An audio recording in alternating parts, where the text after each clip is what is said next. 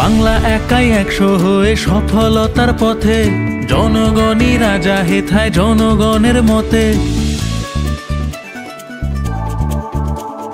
10 লক্ষ টাকা পাবে প্রতি বুথ, এবার মিটবে সকল প্রয়োজন। এরকম ধরনের প্রকল্পের কথা ভাবতেই পারে না, যে প্রকল্পের মধ্যে দিয়ে কোন পঞ্চায়েত মেম্বার, কোন পঞ্চায়েত সমিতি মেম্বার, কোন প্রধান উপপ্রধান,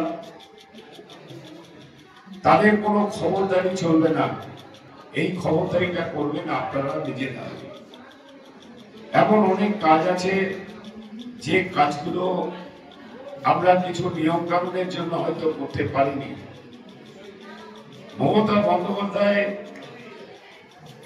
সেই কাজগুলো করার জন্য আপনাদের মতামত, আপনাদের এলাকায় আপনাদের সবচেয়ে বেশি অসুবিধে কোনটা হচ্ছে, দীর্ঘদিন ধরে সমস্যায় জর্জরিত হয়ে আছে, সেই কাজগুলো করার জন্য আপনারাই ঠিক করে দেবেন।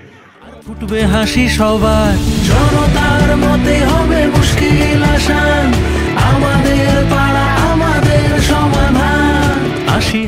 মানুষগুলো তাদের 100 দিনের টাকা বন্ধ করার ফলে তাদের কাজ হারিয়েছে।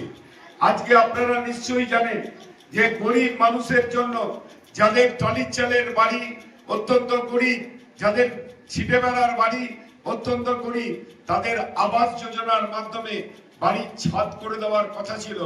আমরা 18 সালে 40 লক্ষ লোকের নাম পাঠিয়েছিলাম। 21 সালে ক্ষমতায় আসতে না পেরে তারা আমাদের উপরে বিভিন্ন ধরনের বিধিনিষেধ চাপালো এবং সরকারি আধিকারিকদের দিয়ে সেই 40 লক্ষ নামের মধ্যে 11.5 লক্ষ নামের তালিকা তৈরি হলো। কিন্তু দুর্ভাগ্যের বিষয়, কেন্দ্র সরকারের 60 টাকা দেবার কথা, রাজ্য সরকারের 40 টাকা দেবার কথা, একটা টাকাও দেয়নি।